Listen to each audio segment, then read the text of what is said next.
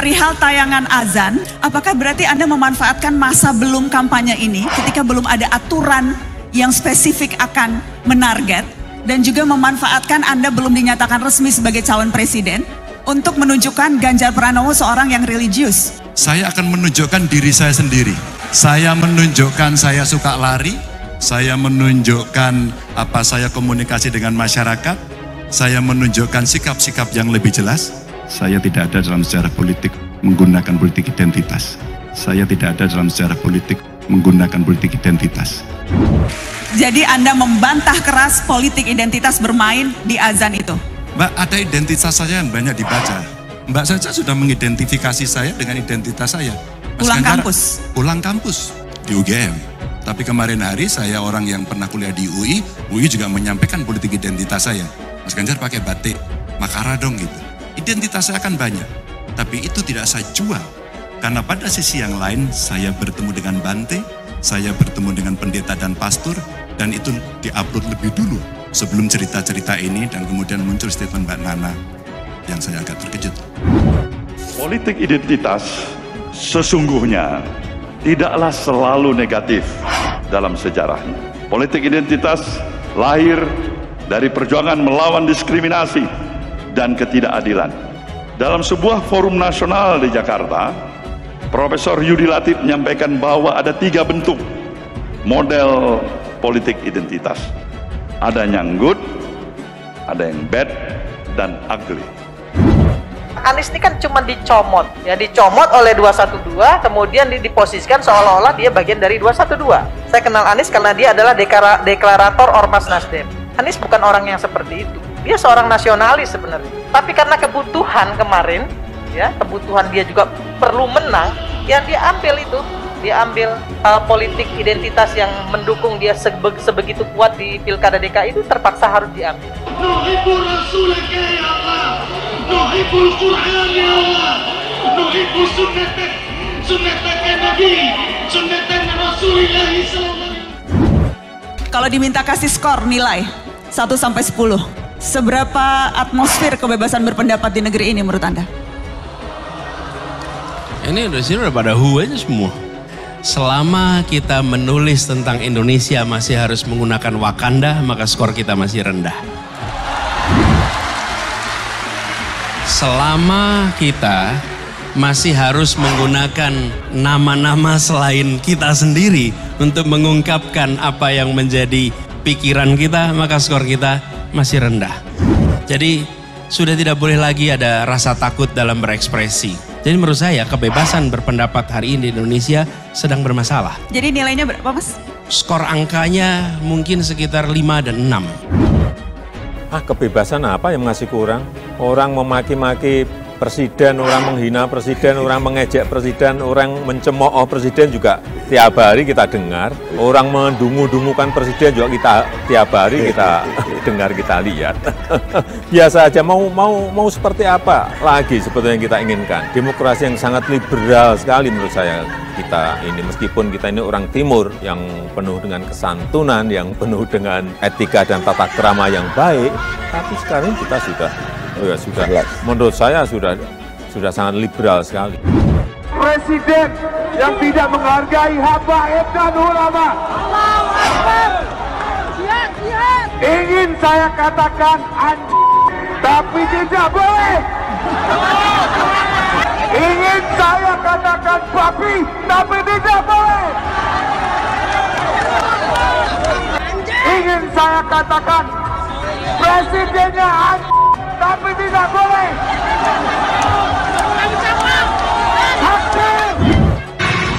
Kalian ini sengaja mengundur pilpres sampai 2027, kurang aja. Tidak sesuai dengan konstitusi. Ayo jalan.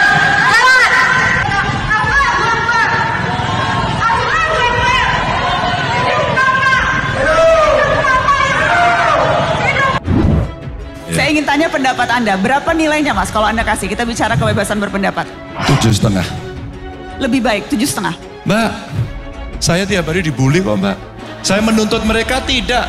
Karena paradigma berpikir saya, mereka yang meneriaki saya, mereka membuli saya sewaktu itu sebagai gubernur, mereka sedang memberikan koreksi dan energi buat saya. Tidak saya penjarakan kok. Mereka yang menyebut dan takut itu karena pasti memang ada tekanan. Dan itu 2,5%. Mari kita lihat. Yang keras kayak apapun, yang ngomongnya sekasar apapun sampai hari ini di penjara, Mbak. Nah, diterima.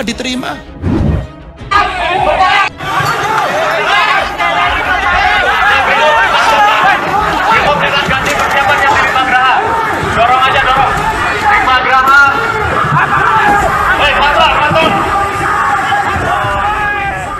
Bentrokan terjadi saat demo mahasiswa di kantor Gubernuran Semarang berakhir dengan ricuh pada Kamis 13 April. Demo mahasiswa di Semarang ini dimulai pada pukul 15 waktu Indonesia bagian Barat. Akibat kericuhan yang terjadi, pagar Gubernuran jebol, serta sempat terjadi juga bentrokan dengan aparat kepolisian. Kalau kita melihat seperti itu, oh Mbak, hari ini yang namanya medsos, aku keluarin dulu dong. Ini ngomong sebebas-bebasnya. Setelah saya acara ini, aku yakin nanti 1 jam setelah ini banyak omongan-omongan yang dipotong dan kemudian dikomentari. Apakah saya akan menuntut? No, tidak. Karena kemarin terjadi setelah saya bicara di UI. Padahal pada awalnya demo mahasiswa ini berjalan dengan aman. Mahasiswa pun menyampaikan orasinya dengan salah satunya menuntut Undang-Undang Cipta Kerja. Kemudian sekitar pukul 15.30 seorang orator meminta massa untuk mendesak ke pagar kantor gubernur. Dalam unggahan pada akun Instagram Andreli48 memperlihatkan pada awalnya mereka hanya mendorong-dorong biasa saja. Namun lama-kelamaan pagar tersebut pun jebol. Pada saat saya bicara di UI, dosen pembimbing saya semuanya, Mas Ganjar terima kasih. Anda menjelaskan dengan jelas, ada yang kami setuju, sebagian kami tidak setuju, oke. Saya hormat, saya terima kasih. Inilah kampus, inilah mimbar, inilah kebebasan. Ada catatan ini. Mas Ganjar masa digituin? Anda jelaskan dong. Saya tidak perlu, karena dia anonim, dia pengecut, bukan seorang pemberani. Oke. Saya akan mengeluarkan LHKPN Anda, Mas Anies. Karena untuk pejabat publik, kekayaan itu bukan sesuatu yang harus ditutup-tutupi. Ini laporan terakhir di 2023. Dan mohon maaf Mas Anies, Anda baca pres yang paling miskin, Mas. Kekayaan Anda 11,19 miliar. Saya akan. Sebentar, hutangnya berapa? Hutangnya berapa, Mas? Coba. Berapa Itu. mungkin Mas Anies? Ya, tapi nggak ada jadi, pinjol kan, Mas? Nggak ya? Enggak. Dari 11 miliar itu mayoritas bentuknya hutang. Karena saya masih kredit rumah sampai sekarang. Oke. Saya akan ulang pertanyaan saya. Jadi rencana Anda selain fundraising karena biayanya mahal? Dibantu oleh banyak orang yang memberikan dukungan saat ini, dan yang paling nanti akan mahal adalah ketika menjelang kampanye, menjelang kegiatan kampanye, produksi alat-alat peraga. Apa yang sekarang kami lakukan? Yang kami lakukan adalah kami membuat kontennya. Kami taruh di cloud dan kami izinkan siapa saja memproduksi kaos, memproduksi banner, memproduksi itu dari konten yang kami buat. Kami sendiri tidak mencetak. Tapi kami menyiapkan kontennya dan kami minta kepada semua. Bila Anda percaya kepada apa yang kami mau rencanakan, akan kami kerjakan, bantu kami untuk melakukan perubahan di Republik ini. Mas, ini yang terbaru nggak ya, Mas, ketika kekayaan Anda 13,45 miliar? Kira-kira segitu. Kira-kira segitu? Enggak, ini tahun 2022 Mbak. Ada yang lebih baru yang mungkin KPK belum melakukan, dan sekali lagi 3 hari setelah saya pensiun sudah saya laporkan. Lebih kaya atau lebih miskin, Mas? Ya, masih segitu karena setelah itu saya punya hutang untuk bangun rumah saya di Jogja. Dan saya jual rumah saya yang ada di Cibubur, sehingga kemarin harus anjlok dulu, tapi naik sedikit ketika kemudian saya menuntaskan seluruh pekerjaan saya. Masih sekitar angka-angka itu. Mas Ganjar, saya tanyakan ini salah satunya karena diskusi soal betapa mahalnya kalau ingin jadi pejabat atau kalau masuk dalam kontestasi politik di negeri ini. Biaya politiknya mahal sekali. Yeah. Apa rencana Anda untuk bisa membiayai, ada ilustrasi Mas Ganjar, untuk TPS saja, TPS kurang lebih itu nanti akan ada 810.000. Yeah. Jadi kalau satu TPS, satu saksi dikasih 1 juta begitu ya, itu sudah 800 miliaran lebih sendiri, baru soal TPS. Belum yang lain-lain, mahal sekali. Bagaimana strategi Anda untuk bisa membayar biaya yang besar itu, Mas? Ada yang lupa Mbak Nana sampaikan seolah-olah saya sedang berjalan sendiri. Tidak. ada partai yang mengusung, dan besok itu Mbak, untuk pertama kalinya Pilpres dengan pilihan legislatif bersama. Maka sekarang soal pembiayaan dari partai menyiapkan sehingga nanti saksinya kan tidak sendiri-sendiri, saksinya bersama. Maka secara sistematis kami melakukan pelatihan saksi. Siapa mereka? Ada partai-partai pengusung, kader-kader partai, termasuk para relawan. Sehingga sebenarnya pembiayaan gotong royong sudah disiapkan oleh mereka. Saya ternyata tidak diberikan tugas untuk itu.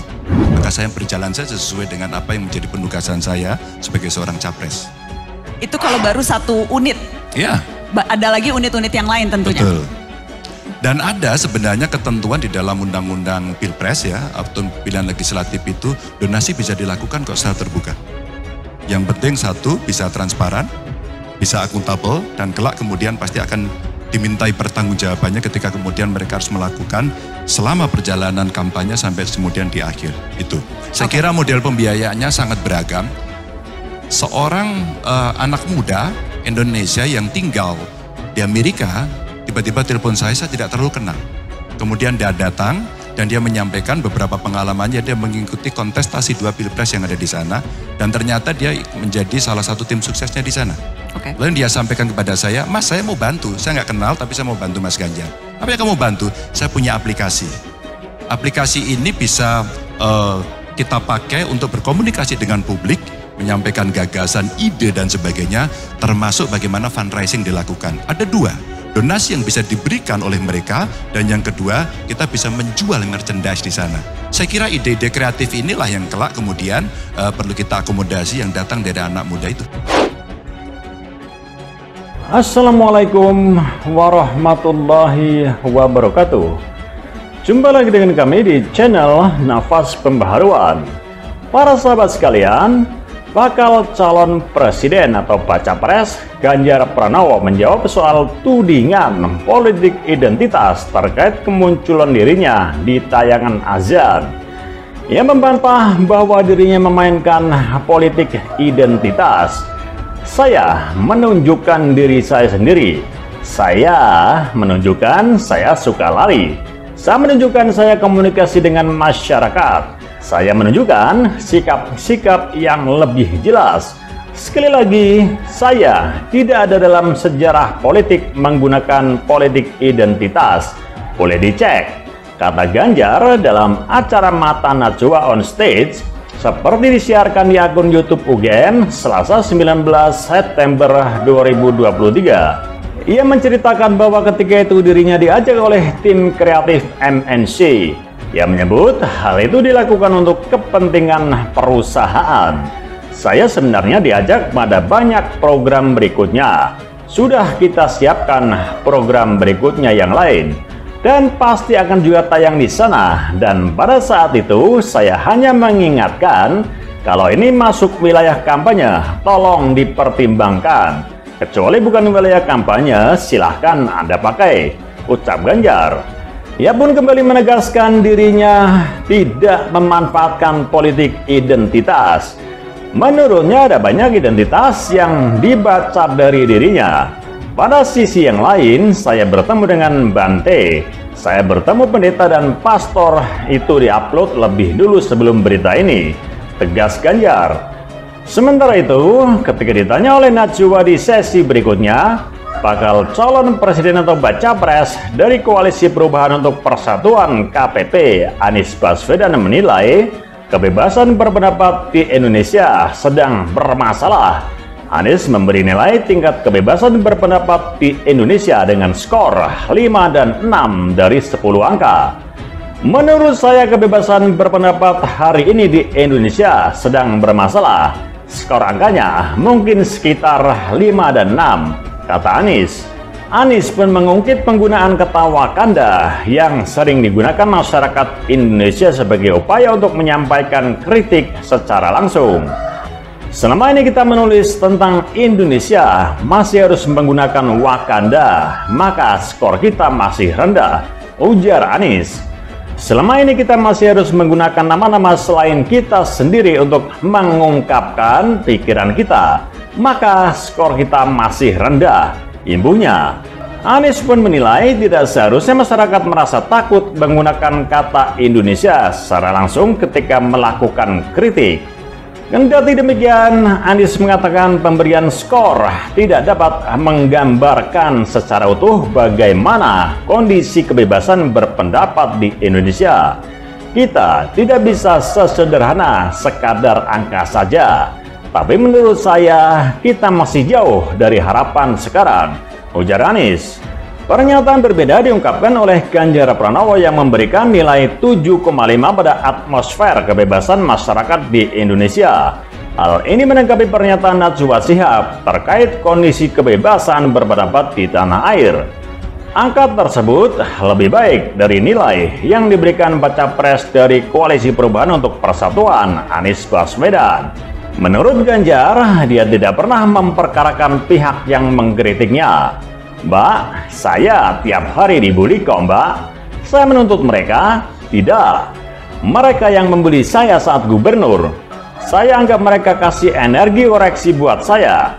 Mereka tidak saya penjarakan kok, kata Ganjar. Ganjar mengaku tetap menerima suara pihak-pihak walaupun itu disampaikan secara keras dan kasar. Kalau kita lihat seperti itu, hari ini namanya medsos. Ngomong sebebas-bebasnya. Setelah acara ini, yakin banyak omongan-omongan dipotong dan dikomentari, kata Ganjar. Bahkan hal ini baru terjadi beberapa waktu lalu ketika Ganjar menjadi pembicara di Universitas Indonesia. Apakah saya menuntut? No, karena kemarin terjadi setelah saya bicara di UI, kata dia. Data dari Kontras pada Juni 2022 sampai Juli 2023 terdapat pelanggaran hak terhadap kebebasan berekspresi, mulai dari serangan digital hingga serangan fisik. Terkait data ini, Ganjar mempertanyakan perbandingannya. Perbandingannya berapa? Sayang tidak ada pembanding. Umpama sekian berbicara, Kontras atau siapapun lembaganya melakukan riset, inilah hate speech, hoax, bully. Kalau itu dihadirkan persentasenya tinggi, saya yang salah, kata dia. Ganjar pun mengatakan dia tidak pernah memperkarakan orang yang mengkritiknya. Namun Ganjar mengingatkan komentar-komentar yang sudah tidak pantas dapat menghilangkan nilai-nilai budi pekerti. Saya maki kalian dengan kebun binatang, apakah itu Indonesia? Apakah itu yang dimaksud budi pekerti?